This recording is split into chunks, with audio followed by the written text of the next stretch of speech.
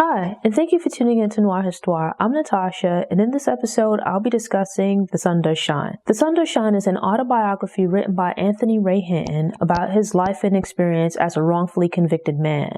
At the age of 29, Hinton was arrested in connection with a string of robberies that left 2 people dead.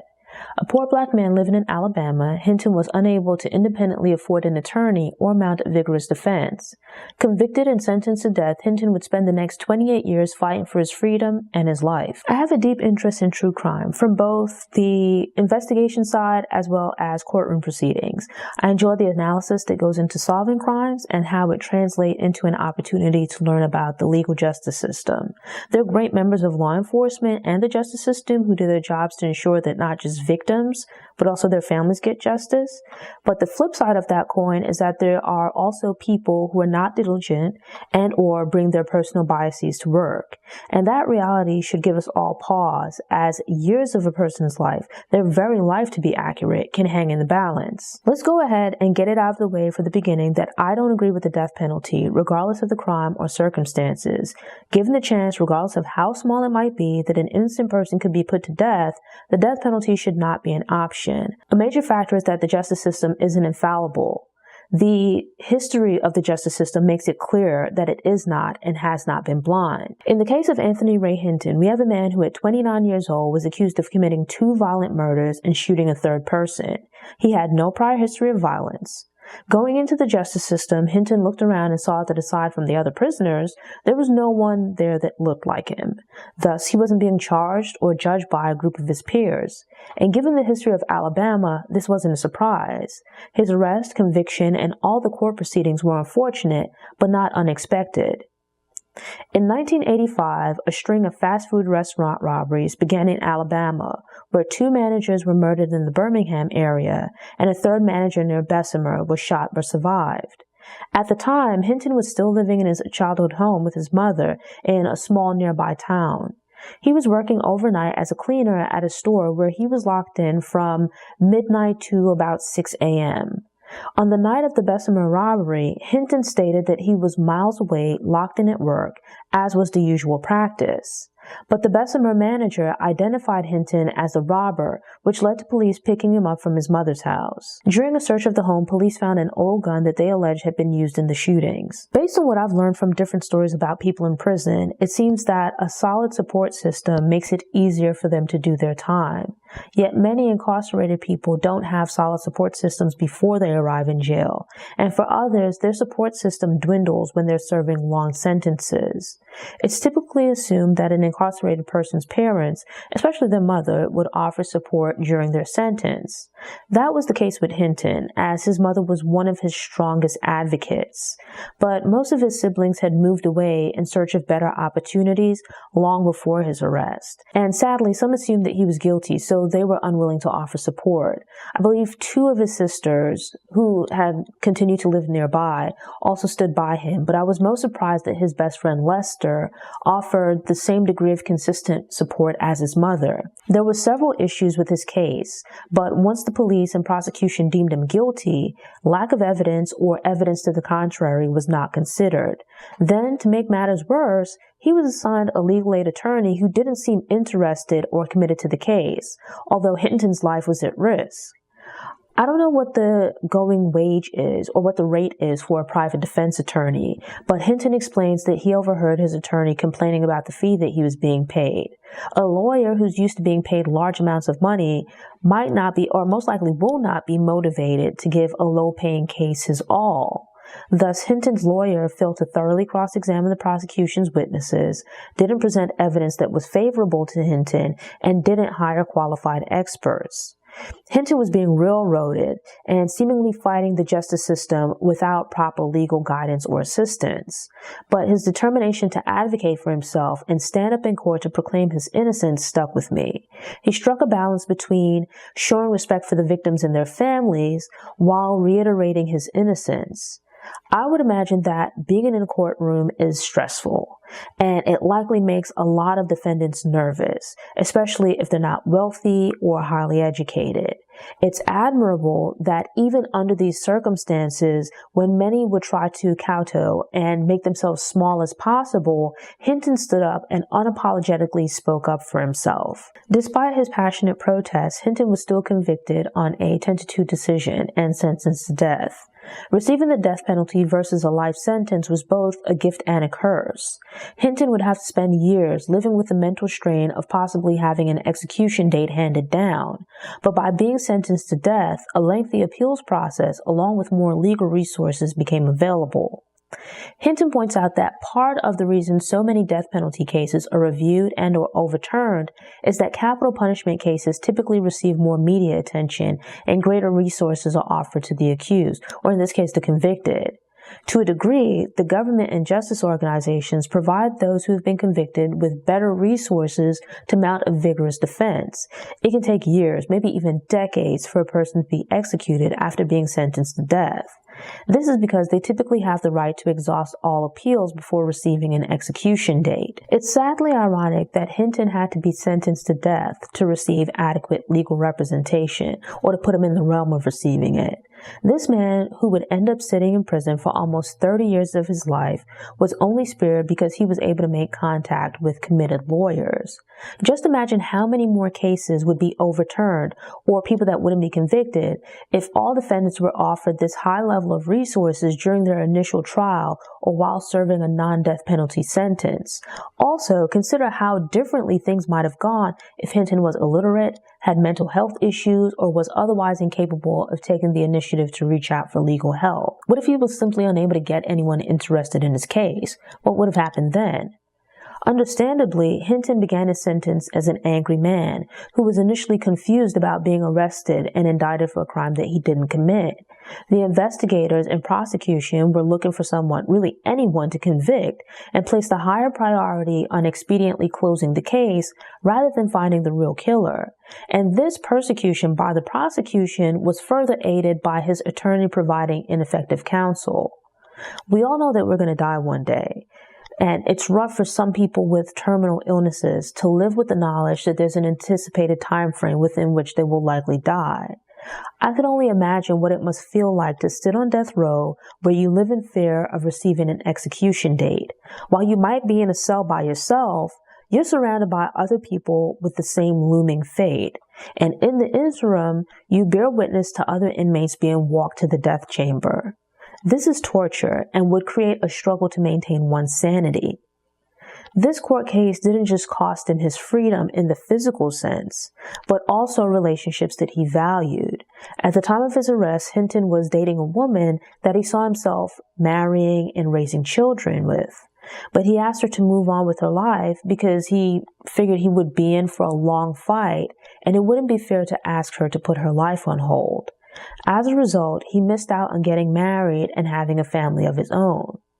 Some family members failed to consider that the prosecution got things wrong and had presented inaccurate information at trial.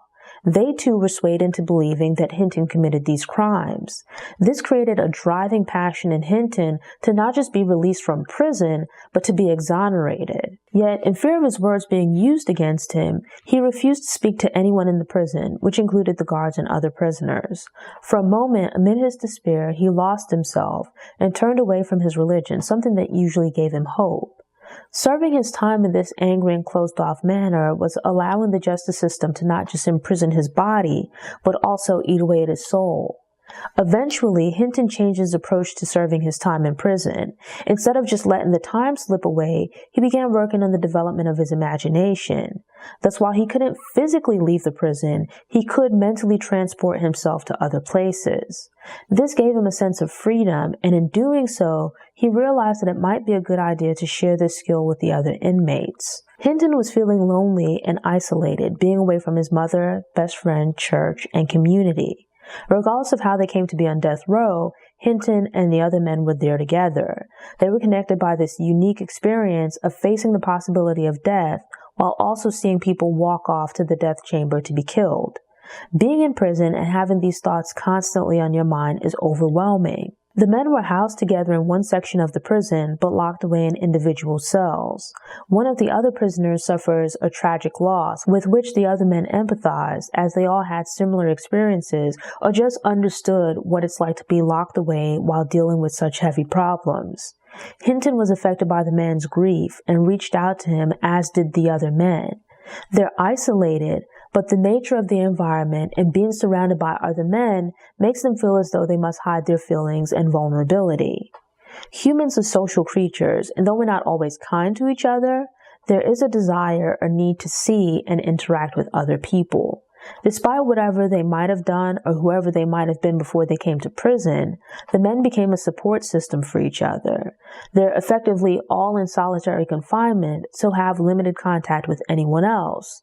But it feels a little less lonely to be able to speak with the guy in the cell next to you or a few cells down. Trapped in his cell, Hinton used his vivid imagination to mentally escape the prison and date a variety of female celebrities.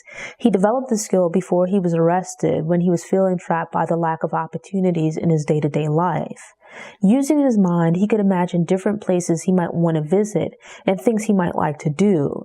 It meant something for him to close his eyes and imagine being somewhere else when he was locked in his cell most hours of the day, just staring at the wall. These daydreams certainly didn't change the reality of his situation, or at least not immediately, but it made his sentence a little easier to manage. Children have vivid imaginations, but life happens and many people lose that inner fantasy world as they get older. But I think it's a useful skill that can become a powerful tool for improving and transforming your life as an adult. Being able to close your eyes and see yourself not just as you are, but more importantly as the improved version of yourself that you want to be is incredible. I think nurturing an imagination as an adult would help a lot more people envision a path to achieving their dreams, increasing their likelihood of finding fulfillment in life. Hinton realized how helpful this imaginary inner world had become to him and wanted to share this tool with others. Not all of them had seen enough of the outside world to be able to conjure these images without assistance. As a result, Hinton thought it would be a good idea for the men to read more to expand their imagination, and so he decided to start a book club.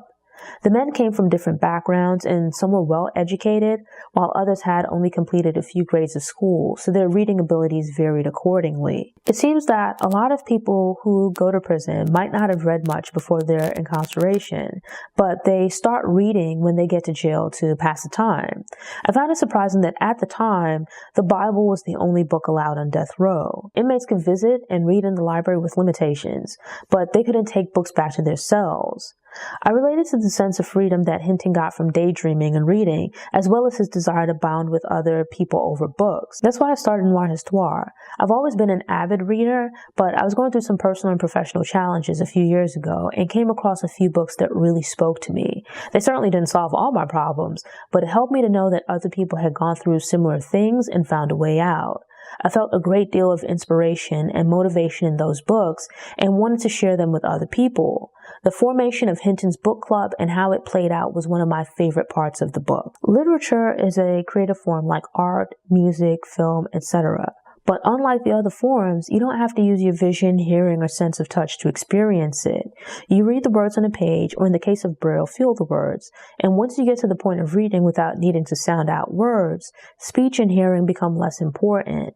Thus, you reach a point where even the physical act of reading is reduced to moving your eyes or fingers across the page. Yet you can comprehend and form the corresponding images and sounds in your mind. And with that, we can all read the same book, but visualize its contents differently.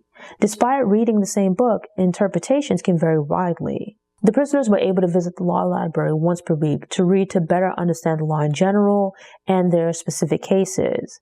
By dedicating themselves to this practice, the law books, which were initially indecipherable, would become easier to understand over time. Letters from lawyers and legal teams would also be passed around and discussed. These various activities helped the men to stay busy and feel productive, but it was still all under the constant worry about a potential execution date. In contrast, reading and discussing books that were unrelated to their current circumstances gave the men a chance to take their minds off of what they were going through. It's been proven time and time again that people who are Black, poor, developmentally delayed, or otherwise lacking privilege are more likely to be convicted and receive stiffer sentencing. Conversely, being white can result in greater leniency, and being of a higher income bracket can grant access to more resources, resulting in far different treatment for the wealthy. I don't think it's ethical for the justice system or the government to condemn someone to death. As Hinton expresses, we call it the death penalty or capital punishment, but those terms are used to sanitize the action's name, which is more accurately murder. You don't get justice for murder victim by murdering someone else. If someone robs a house or commits a crime along those lines, we don't do it like in the days of Hammurabi and take an eye for an eye. If you assault someone or cause damage to their body or a body part, we don't then injure the accused's corresponding body part. When it gets up to the point of murder, where when someone has died, there's no bringing them back, and that's certainly unfortunate. But I fail to see how it's justice for the government to turn around and murder someone in retaliation for the murder they've committed. Before we even get to the point of talking about executions, just consider the people who have spent decades in prison only to be released and have their convictions overturned because of issues during their trial. We've seen, especially in recent years with the advent of DNA, not just one or two cases, but several cases where years later, after people have spent years in prison, that new or re-examined evidence exonerates them. By all means, if someone is convicted of a crime, fine, put them in prison. But there's a problem if we analyze the data and find that Group A is being charged more frequently and or sentenced more harshly for committing the same crime as Group B.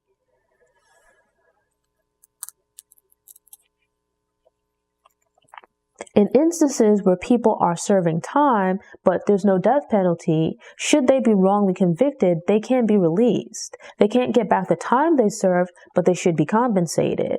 And if it's found that wrongful conviction came about due to unethical or negligent conduct, the offending party should be disciplined up to and including prosecution. But what possible remedy can there be for an individual who's executed and evidence later points to their innocence? An innocent life that is taken any life that's taken can't be given back. Once a person is dead, they can't be brought back to life because a mistake was made.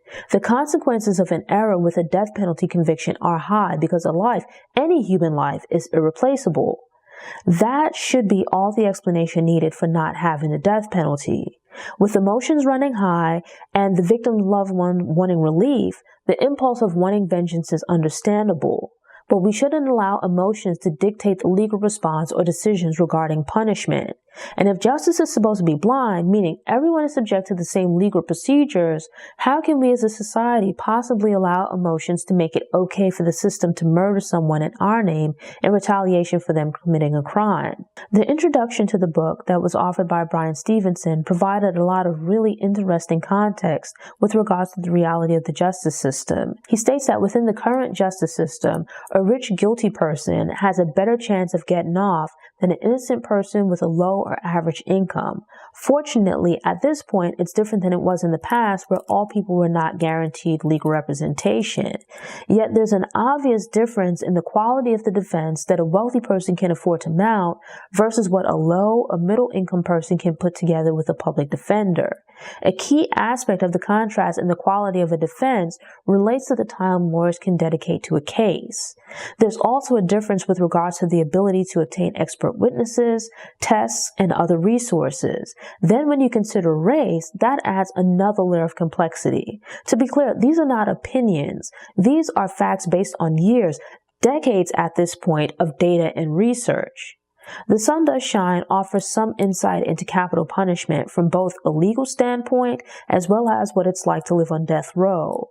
A lot of the people that have had this unique experience don't get an opportunity to tell their story, especially because the end of a person's time on death row is often caused by their death from natural causes or execution. Hinton's story as a wrongly convicted man who spends 30 years of his life on death row and is then exonerated offers a different perspective. When it comes to true crime and legal dramas, a lot of the focus is placed on the investigation and legal proceedings, which is certainly interesting. But I thought this was a different take on both because so often those stories only offer a few tidbits about the person accused of the crime. Often, even when reading a book or watching a movie about a wrongfully convicted person, the lawyer is the hero.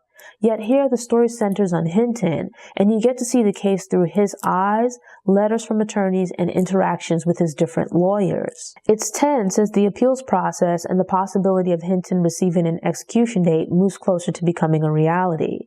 My intent is not to trivialize his experience or make it seem like his life was a source of entertainment, but his story helped to humanize death row inmates. It transformed capital punishment from this abstract thing that happens to these faceless people into a prolonged form of passive-aggressive torture that's being carried out against human beings. We learn about Hinton, his childhood, and who he was as a person before his arrest. He's presented as a flawed but fully formed human being. We also learn about his mother, his best friend, and the church that supported him, and how all these lives are also affected by his wrongful imprisonment. We all go through phases and life changes, and most of us would have fairly interesting life stories, but the major difference is that Hinton went through these changes in prison. Just imagine who you would be and where you would be in life at 29 years old versus who and where you would be 28 years later. Now compare what those years would be like living in the free world versus spending them in prison. Often, when we hear stories about incarcerated people, the focus tends to be on the savagery of prison and how people adjust to the environment and thus devolve over time. That certainly happens to Hinton in his early days of incarceration, where he loses himself for a period and no longer recognizes himself as his mother's child. I completely understood and sympathized with his anger at sitting on death row for a crime he didn't commit. But his story hit different, having him speak about himself and his life experience while at the same time giving voice to the despair that he felt at constantly having his hopes and dreams dashed. The Sun Does Shine is a book that's incredibly sad and unfortunate, but it's also a book that people should read and then use to discuss the reality of the justice system and capital punishment. It's not just a matter of the execution of people who, through whatever means, are found guilty, but let's also reconcile that with the story of this man even the state eventually had to admit was wrongfully imprisoned. Let's think about what it means to have even just the possibility that an innocent person could be put to death. I've purposely glossed over the details of the trial and appeals process in favor of discussing Hinton's experience on death row. But even there, I didn't delve deeply into his full story, so the book would still be worth reading. My goal with these book reviews, more accurately discussions, is to make you aware of various titles that I think are worth checking out, and then us having discussions of our interpretations. I highly recommend reading The Sun Does Shine for yourself, but then I'd love to know what you think about it. Thanks for tuning in. Show notes are available on the Noire website via the link in the episode description. If you enjoyed this episode and want more book recommendations, subscribe to the channel, click the notification bell, and check out my book review playlist.